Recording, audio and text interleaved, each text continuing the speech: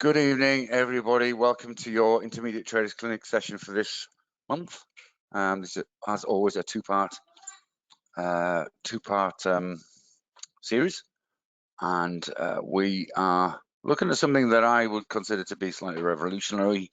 We've sort of referenced the concept of trader IQ before. We're going to take that to the next level and look at how we can develop as traders. And of course, as we go, just let me know you can hear me and see me okay, actually. Yeah, it was good, Ross. Thank you, Gigi. I hope your day was good too. Cool.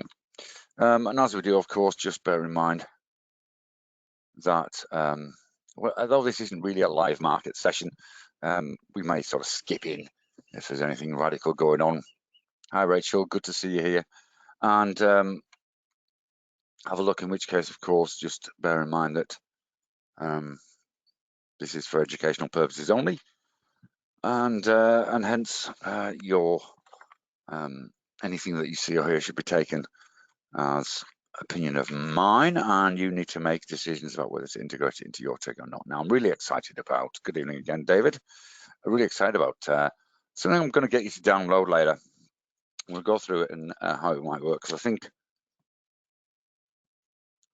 again, I've sort of referenced this going forward in the past, but I want to take it to the next level. So what I've been tasking myself with over the last few months is really stripping it down to what creates a trading results, and therefore what does that mean in terms of what you've got to do as traders to get there. And so that's hence why this Trader IQ framework came about. So we're going to use that again, and as I said, I've got something that I think will be really interesting to download. So on this session today, I'm going to mention results-based learning, what I mean by that, and why it could be a revolution in trader education. Secondly, just revisit the component parts of the IQ learning framework and its potential contribution to trading results. Identify a 6-step learning process with examples to show you how you can put this into action, and understand, download, and complete the trader IQ assessment form as a benchmark to determine priorities for your trading learning. And at the end of the session, I'll sort of go through what this is, what I need you to do before next week's session, so you can come all ready to rock and roll, because I've got some things to cover next week as well. So that's really what we're going to be about today. So why results-based learning? Well, the bottom line is there's no greater influence on trading well-being, confidence, and ascertaining progress than sustained results. This is the way that we're wired to think. This is our key driver, whichever way we slice it. This is going to be our key driver to taking action, because if we don't see an influence on results, then we're not going to do it. Okay. And measuring result performance not only comprise the bottom line of your account value, but also the numbers that make up that overall outcome, such as win-loss ratios, such as average win versus average loss, etc. So if we keep an eye on them, we know that the reality of this is that results that you've created are absolutely and indisputably as a direct outcome of what you have in terms of your knowledge, your systems, and the decisions and subsequent behaviors you adopt when you're interacting with the market. We know that. There's no other way your trading results can happen. So logically, if we improve the things that create results, we'll improve results. It really is that simple. But obviously, we've got to develop a system that allows us to develop those things which are critical to those trading outcomes. And I've referenced this before, but it's worth referencing again. So our results in part can be used as a barometer of learning success, and whether we're putting the right things in place. And of course, putting the right things in place has a lot to do with knowing what to put in place, and of course, knowing how to do it. And I'll talk about that later. And in breaking down what is creating results, it helps us then identify learning priorities. So if we see gaps in our entries, we know what we need to learn about. If we see gaps in our trail stop strategies or profit targets, or we know that that's what to focus on. If we see gaps in whether we're accumulating using an accumulating system, right? We know we need to do that. We need to learn some stuff on that. If we know that it's because we're not picking up market risk or changing the market risk very well, irrespective of what instrument you're trading, then we know we have to learn some stuff about that. So that's what I mean by breaking down those results into what's creating them. It's going to allow us to identify learning priorities. And quite simply, if we do that and prioritize as such, then there's no real issue in knowing whether that learning contributes or doesn't contribute, and it's really that simple. Okay, I'm just going to close a couple of things down. If you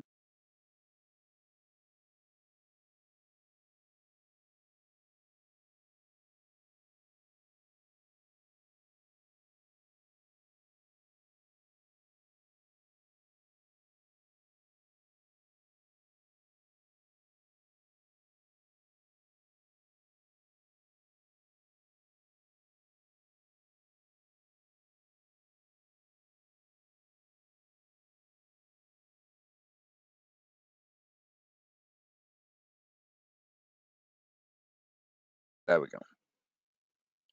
So hopefully, having closed a couple of things down there, we might get a slightly better audio thing going on. Let me know if there's an issue. So let's go back. How trading results occur. We talked about this model over the last couple of inner circle sessions, and it starts with a stimulus, which is market action. Then we have interpretation of what's happening in the market, some assessment of risk, application of the systems that we've been developed. We make decisions and take action, and those behaviors ultimately result or have the outcome of our results. So that's the trading IQ model, and why we focus on everything within this brain, the interpretation, the development and evaluation of systems, and the motivation to put those in place, and the decision-making action are all to do with what happens in our mind. So that's all in your control, ladies and gentlemen. And we can use the same principle with learning. So again, we've got market action, so what happens in markets, and we need to identify the skills and knowledge to identify opportunity and risk, create structured and relevant systems for trading development, and of course, on the decision-making IQ, so we need the motivation, we need to action that, because motivation just takes us to a place where it might be interesting. We need some volition to push us forward, the will to take action, and of course, measurement of learning across all IQ domains, and that ultimately should impact positively on results. So using exactly the same framework, we have justified why learning is such a critical part, and continuous learning, not just learning a couple of indicators and where you go. Because all of these require some learning, not only in terms of identifying the gap, identifying a need for some learning, but also the motivation and the volition to follow through and to create the required competence for integrating any of the stuff that we learn into our trading. Because that's really what it's all about. You can attend all the webinars that you like, you can attend all the courses that you want, you can have all the coaching you want, but if you don't put it in, integrate it into your trading, then it's really not serving as good a purpose as it can. But of course, you guys here are the enlightened ones, and you can do that. So if we look at our three intelligences, our market IQ, we need the knowledge, the learning required to meet market sentiment, make a judgment on underlying risk conditions, interpret these in what we're choosing to trade in terms of strategies and instruments and timeframes. With systems IQ, we need the knowledge to create trading systems, including trading plans, measurement systems, and other subsystems, including things like accumulation, which we talked a bit about before. And then we need to have the learning that enables us to have an awareness of where we are, what the sorts of things we look out for, what are the risks in terms of trading, not only in terms of the balance of emotional and thinking in trading decision making, but also, of course, those things like cognitive biases, etc., that we've talked about before, that get in the way of good decisions going forward. So that's where the learning fits into our trading our key dimensions. And of course, we can split these up into 3 levels. I'm not going to invest a lot of time on this because we've talked about this before, but there's a recognition that there's a move through for each of these domains. There's a move through what constitutes a beginner to intermediate to advanced. Beginner will look into to if you like, get our show on the road, actually plan our flag in a relatively simple training plan, learn some basic stuff and get us, including how to use your platform, of course, and get to a place where we begin to trade. And then we're moving intermediate, we're moving from action to something called competence, which we're going to discuss in a little more detail next time we meet and what that actually means. But obviously, that's competence, that's the ability, that's the proficiency in being able to create those systems we need to, the need to sort of not only create a journal but interpret the results from that, so we can feed it back into our trading plan, and of course move towards higher probability trading in a more comfortable, calm way. And then we're moving to calm confidence from that, where we're altering strategy and risk level according to defined criteria.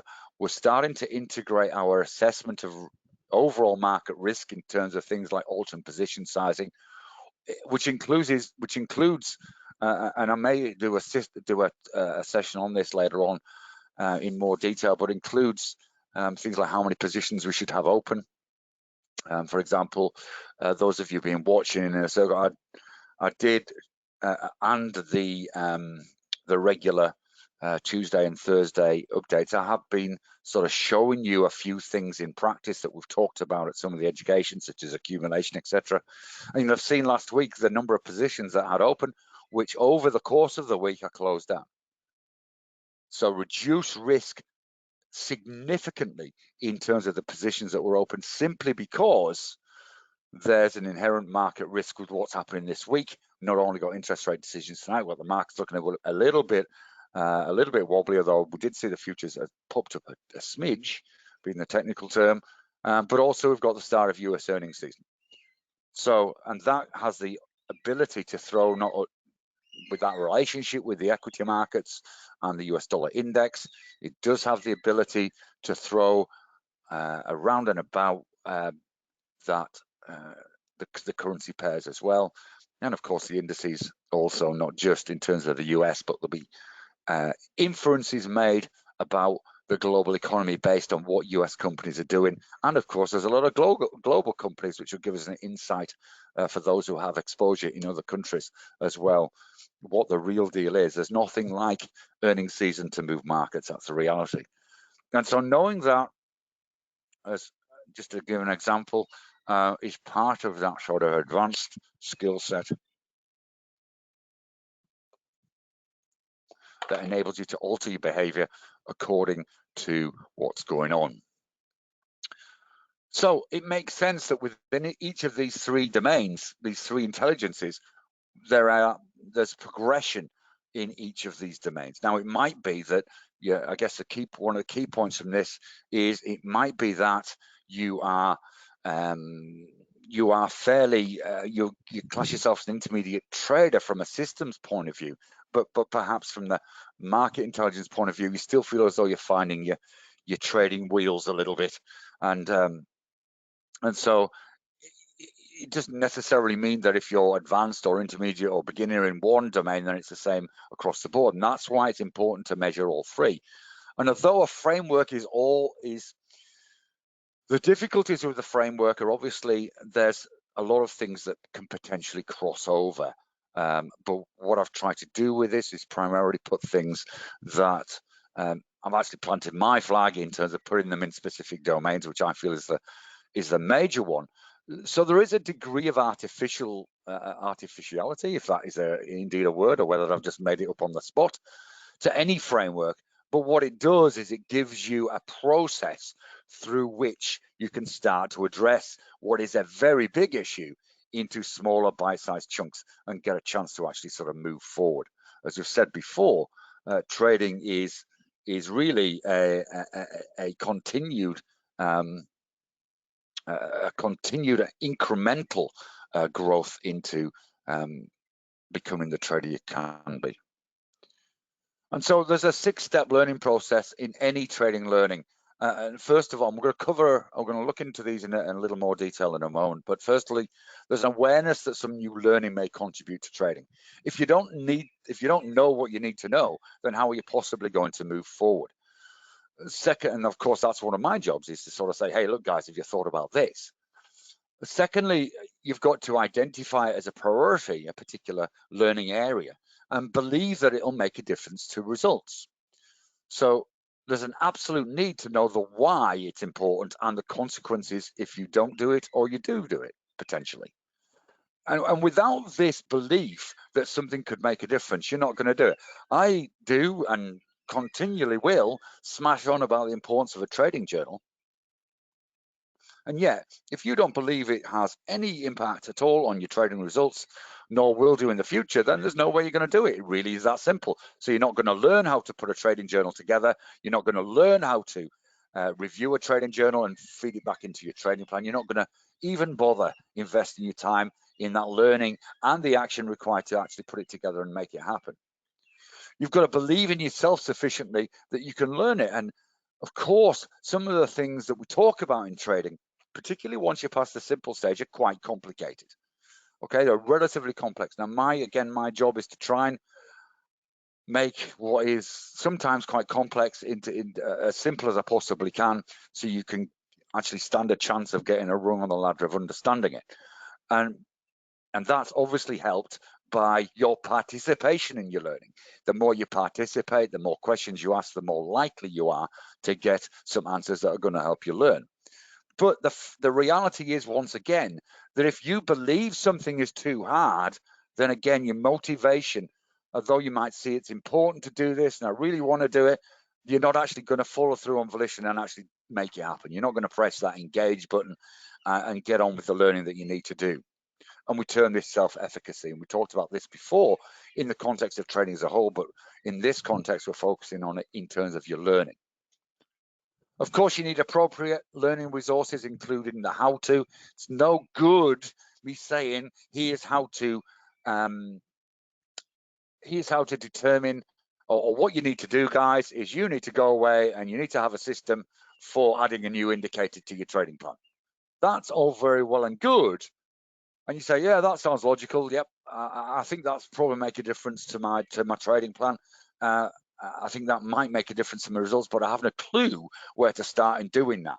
So it's not only the knowledge of what it is, but there's a knowledge of how to make it happen that's appropriate and absolutely critical.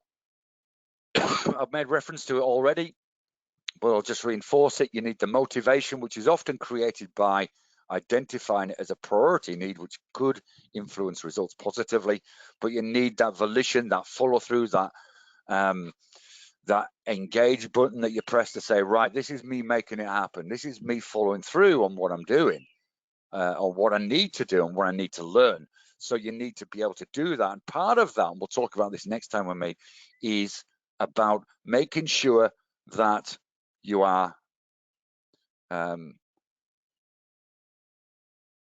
giving yourself the best chance to learn through appropriate time management, which we talked about before, but we'll talk next week about how to sort of action that in terms of that and your other parts of your trading, but also making sure, of course, some of the things that we've said before, making sure you get the right resources, making sure that your activities are focused on what you need to know, not just because they're interesting. So there's all sorts of things that can contribute to that, which we may talk about next time. And of course, you need to complete it. It's always quite staggering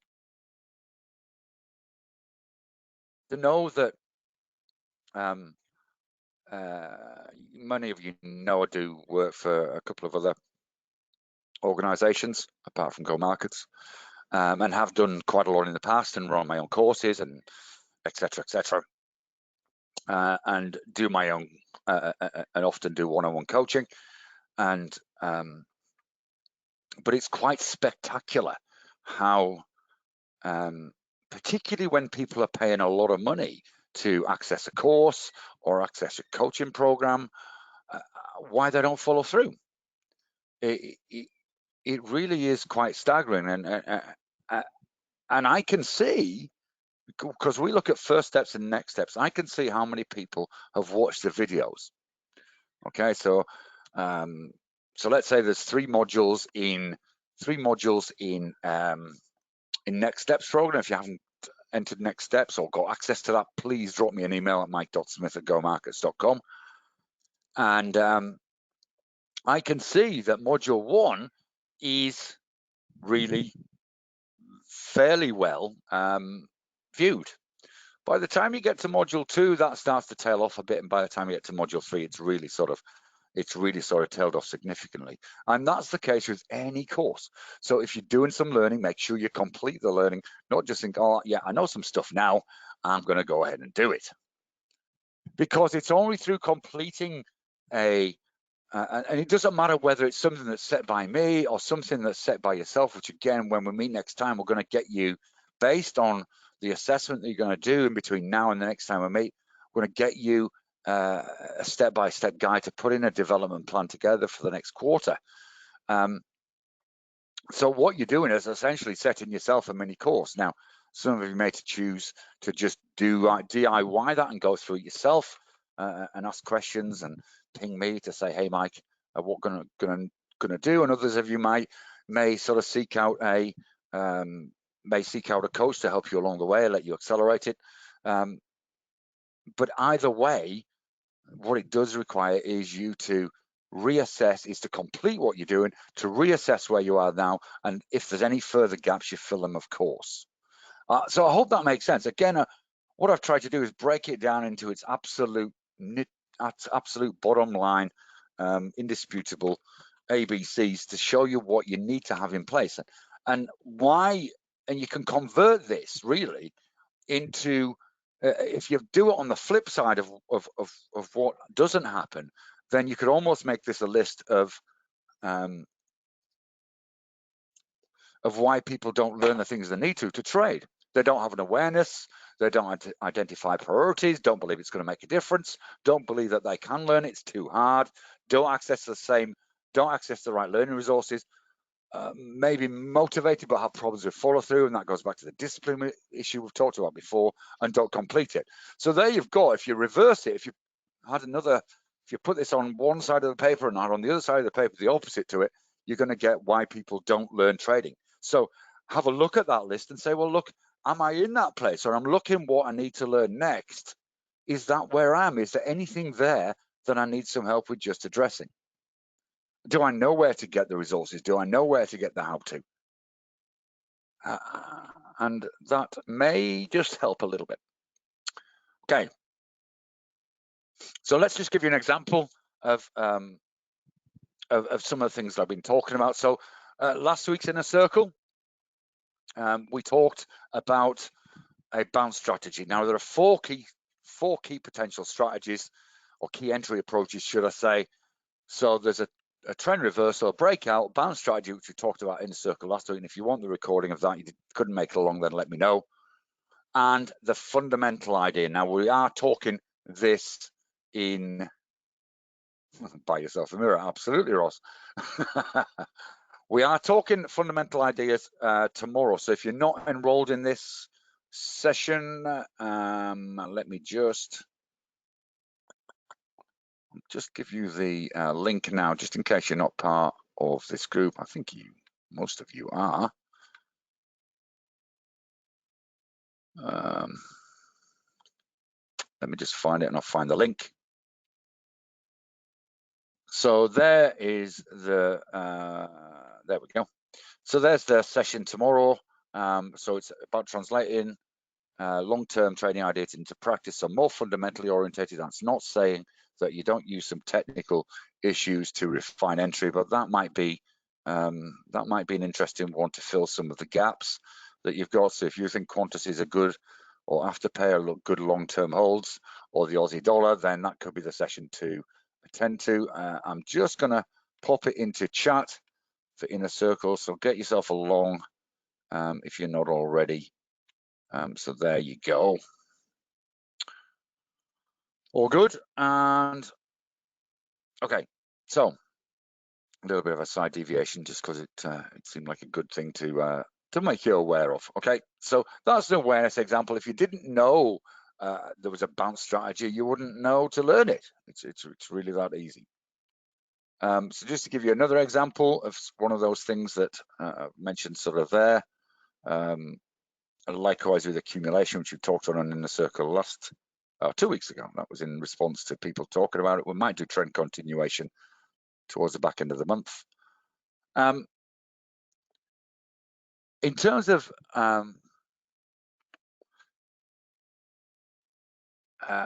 we've talked trading compliance before, and one of the key issues of that, there's 3 key issues. You've got some learning to do, you've got feeling as though you're in control and termed the locus of control, but you've also got the beliefs that something's going to make a difference, and you're in one of 4 places always with anything. So you look at something that is going to be on this list that I'm going to talk through in a little while, that you're going to be downloading and having a go at. Then you can be convinced that it will make a difference to your results. If I learn A, it's going to better my results. There's no doubt about it. Okay.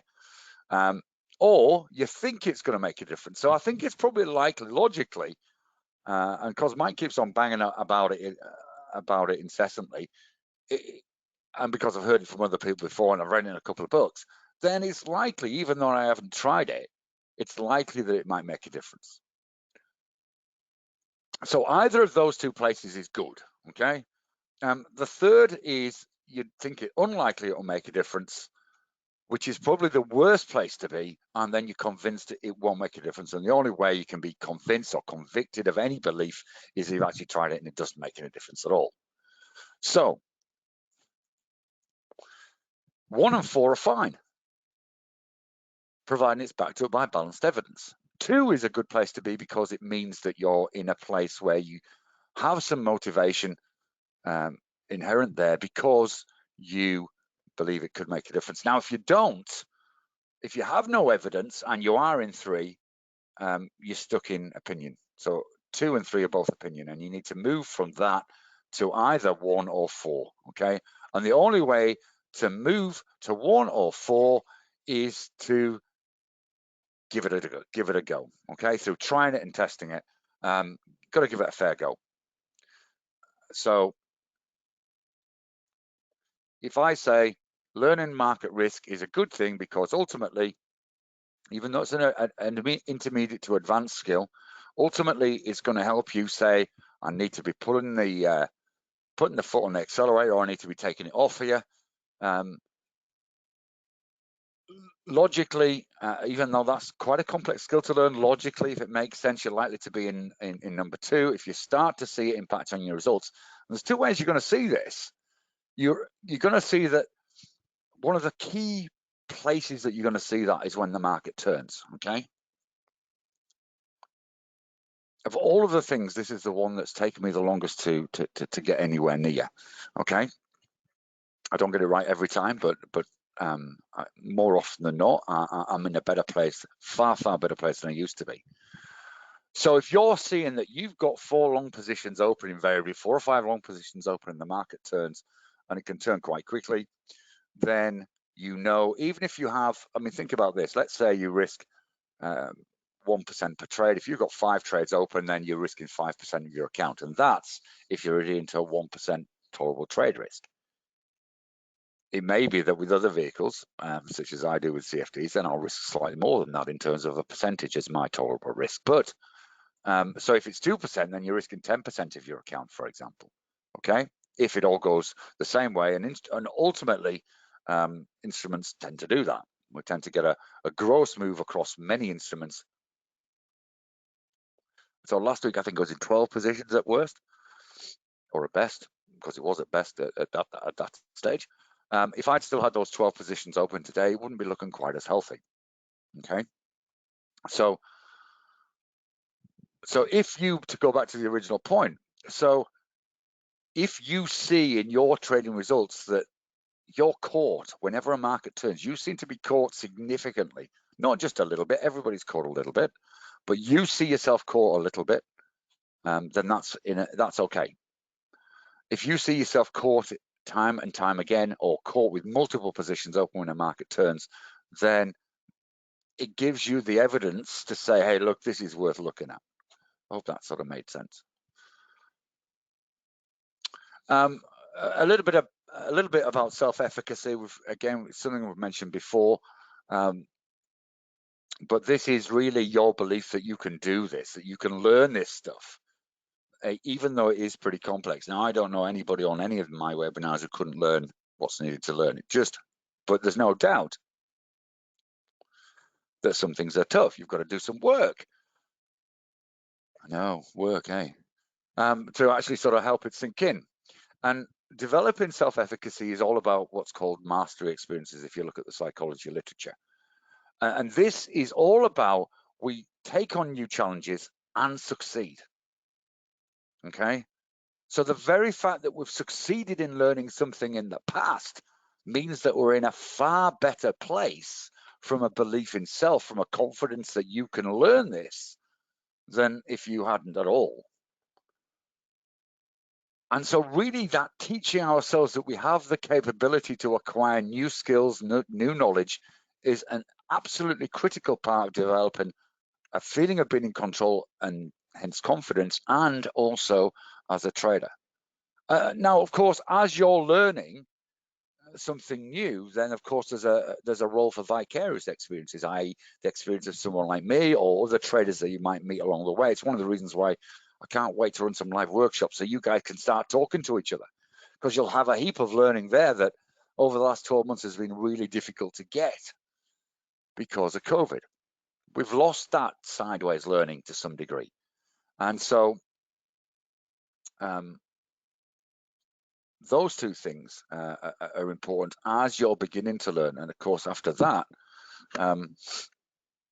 if you become confident in your ability to learn, it gives you more resilience, not only when trading results go against you, but it also gives you more resilience if you've pushed through some complex learning before. It says, hey, look, I can do this. I'm really struggling, bashing my head against a brick wall trying to get my head through this, but I know I've done this before, so I'm going to keep on trying until it sinks. Okay, so it's a really important part of learning in that you believe that you can learn something even if it's complex or difficult on the surface. Now, I made reference before to how important a how-to is. I thought I'd give an example of that, and this is from last week's bounce session. So I talked last week about developing a new system and gave you these steps of a process about how you actually develop a system. So you start with a provisional system idea, you retrospectively test, then prospectively test, plant your flag, trade low amounts first, record your things in your journal, scale up once you've got some reliability of results, and then review on a consistent basis, test alternate parameters. So now when I say, look, go and develop your breakout trading system, you've got an ABC on how to tackle it. And that's one of the things that I try to reference in a lot of the sessions I run, certainly try to do in a one-on-one coaching context, is not just give you the fish, but teach you to fish. And through having processes like this, it enables you to do that. And this is a critical part of trader IQ and a critical part of your knowledge and your learning. You learn how to do things and you can do them. You don't learn how to do things and you're going to struggle through trying to wade through heaps of crap on the internet, which is often very, very poor in terms of practical steps to make something happen. There's lots of people with trading, what makes a good trader, opinions, but it's very loose, if present at all, in terms of how to do it. And that's one of the things we're trying to make a difference with here. So that's what I mean by having, remember we sort of looked at those 6 attributes of being able to learn, and that's why identifying the resources you need, including the how-to, is vitally important. So what I'm going to do is I'm going to give you a tool, and it's downloadable. So if you go into handouts, you'll see it there. Now, what I'll do is I'll show you what it looks like. It's not there. There we go. Okay, so, and I'll explain what it is. So this is hot off the press. It's but will continue to evolve as Trader IQ evolves, and you'll hear more about that. I'll be launching Trader IQ pretty soon. But essentially, what it does is it breaks those 3 domains down into those 3 levels. So there's MIQ, so there's beginner, intermediate, and advanced. Okay, and likewise is SIQ, beginner, intermediate, and advanced.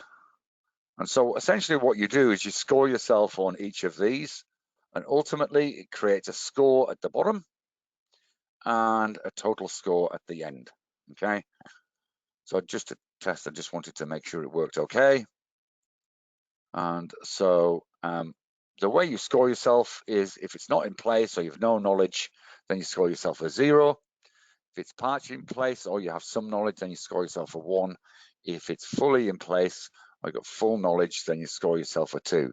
So if we went down system IQ, you may know what's in a trading plan, so that might be cool. You may have developed a plan, but it's maybe not as thorough as you need to. Maybe you understand that you've got that because you've listened to me bang on about profit, risk, and capital protection. You've got a position sizing formula that you adhere to. And maybe you haven't got a trail stop strategy that you're quite happily with, and you don't set monthly goals with your learning with System IQ. But one of the things that we're going to do here is, of course, we're going to score that a 0. And you've got a trading journal, but you're not using it really. And you've got actually, let's be generous. Let's say you have got a trading journal at a simple level, okay? And so you continue to go down, and what ultimately that creates is a score at the bottom. And I've said what it's out of. So what this means is ultimately you get a picture for where you are right now. Now it's so as I said, the scores are total for each domain and as a whole. So what's important here is it's not a tool to beat yourself up with. It really doesn't matter where you are now. What matters is what you do next. You need that mirror there, hand up in front of your face, holding that mirror saying, well, look, I need to be honest with me. I'm about where I am as a trader, and score yourself accordingly. And what it can do, it's there to potentially indicate what you can work on next. So if, as I said before, it may be that you've got most of the beginner things ticked and even some of the intermediate things, but you've maybe left a couple of gaps. And those couple of gaps, because we know the devil's in the detail with trading, even the smallest detail can make a massive difference to your results if you're consistently not doing it. So additionally, we talked about self-efficacy, and really previous learning is possibly one of the biggest confidence builders and one of the biggest drivers to push you through those things which are more complex. If you think about what you've achieved so far, and you'll see that in black and white when you go through that tool, you'll see that and be able to sort of take from that, well, hey, look, I can do this stuff. I just need to put the work in to learn it. And of course, ultimately, many of these issues will comprise a learning need, either directly when it's a knowledge attribute or indirectly through the learning how to, as we've already covered. So I hope that sort of makes sense, and get it downloaded. If you have trouble downloading it, drop me an email and I'll flick you the thing through. Now, what I would also really, really like, if you wouldn't mind doing this, after you've had a go at it, give me any feedback. Okay, because as I said, this is going to be a living, breathing, dynamic model as Trader IQ is launched. So any feedback that you can give would be fantastic. So things that you think of maybe missing or things that aren't clear would be great. So just drop me an email with that. That's your favor to me, since I put in all this work for you to make sure that you've got something. That's great, Alison. But as I said, if you do have any dramas,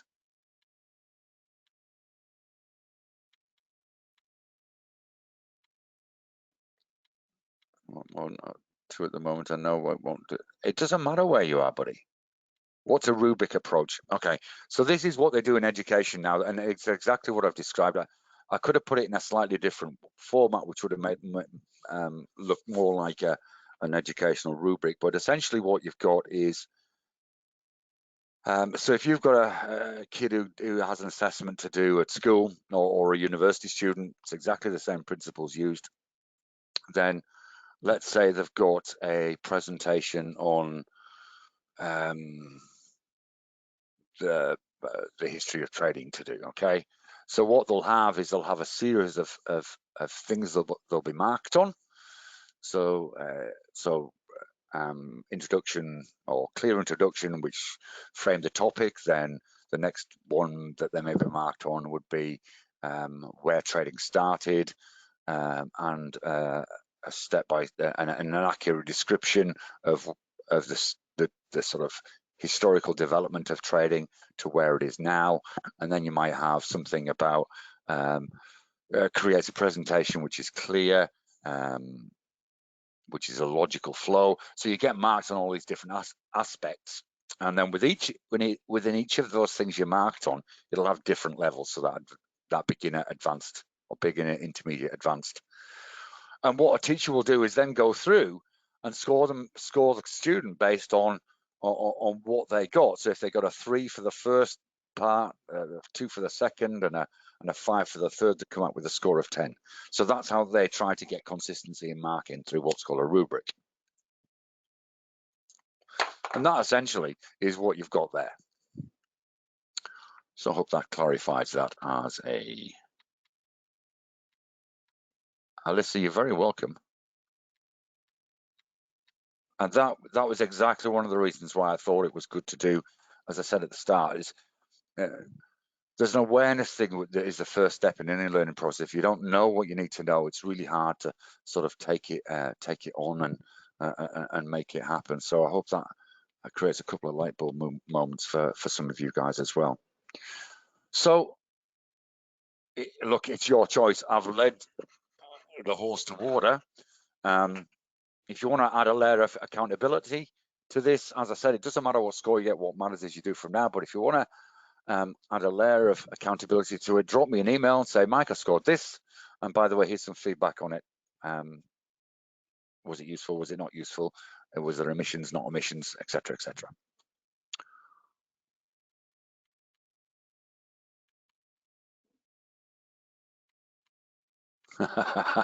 Good to hear you're in a chicken broth place rather than pea and ham soup. What a great analogy. Good stuff, mate. All good. Right, so your actions from this session: download and complete, obviously, the Trader IQ assessment tool. And once you've done that, you're gonna start to sort of think, well, look, that's all very well and good, but measuring anything is worthless unless you close the circle and do something with it. So I'm going to lead you through that step by step next time we meet next week on this topic. But what I want you to do in the meantime, perhaps invest a cup of coffee style approach to just making a list of some of the things that you think are the next step for you. Is there any gaps you've got at that beginner level that you need to fill? Is there any, if you haven't got any gaps, what's the next things that, how can you turn those zeros into ones, or some of those ones into twos? So start to just create a little list of the sorts of things, and prioritize them according to what you think is going to have the most impact on results. And next week, when we do meet, We're going to translate your Trader IQ rubric scores into an actionable and meaningful development plan. I'm going to give you a download of how you can put this together, which is hopefully going to help. And then measuring learning. Is there a place for a trading development journal? Oh, good, they say. Not another journal. But I'll give you an example, because it's very different in terms of structure, but it does journaling your learning. Not only sort of is a record, which can be motivating also in terms of progress, but also allows you a little bit of honesty about what's easy, what's not easy, all that sort of stuff. Going to talk a little bit about the good, the bad, and the ugly, and identifying sources for learning, and also avoiding the 4 critical learning mistakes that may influence your acquisition of knowledge. And ultimately, if you're subscribing to the idea that knowledge can impact on results, then if you have errors in learning acquisition, then it's not going to impact on your results positively. So we want to make sure it does. And so that's what next week has in store. And I look forward to seeing you all there. Now, I will do a recording of tonight's session. I'll try and make that available to you guys. Just a little bit of a pull, if you don't mind. Because again, this is the 4th of a session of the intermediate trader sessions, and I'm still trying to, and it's a series of 4 which will be repeated. So I'm just trying to gauge where it's at, whether it's at the right level, how useful it is, all of that sort of stuff. That's great. Thank you so much for your feedback. Really appreciated it, and all of you who contributed to that feedback. Fantastic. Just quickly.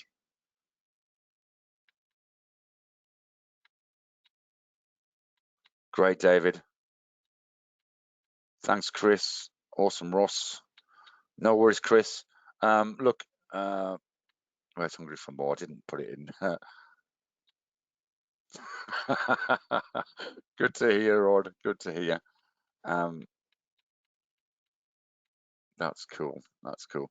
Okay, guys. Well, look, thank you for that really kind feedback. That's good. It's a shame, although there's a fair few of you here, it hasn't quite been as attractive as some of the other topics that we've covered, but it's maybe not as sexy as an indicator. An indicator session, obviously, but equally as important, one would suggest. And I hope that rubric, as I said, it's pretty. I've not seen anybody else do that sort of stuff apart from me previously. So I'm hoping it's going to hit the mark and help you along your way.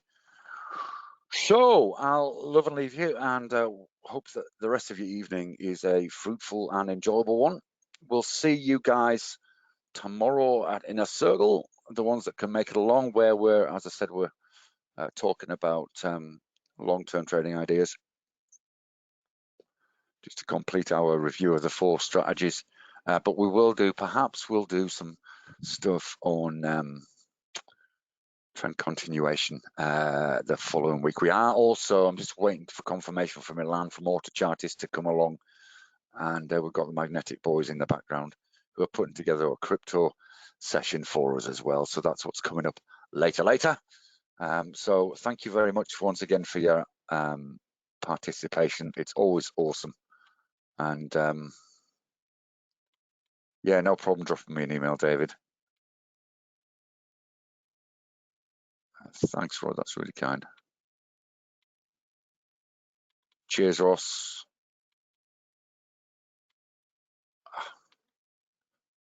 You may have a long way to go, Rachel, but you've come a long way already, and it's a pleasure to have you along. Yeah, drop me a line, Ross. I'll make sure that happens, because you're because I was going to offer that anyway to you particularly. Okay, right. Take care. We'll see you soon. Bye-bye for now.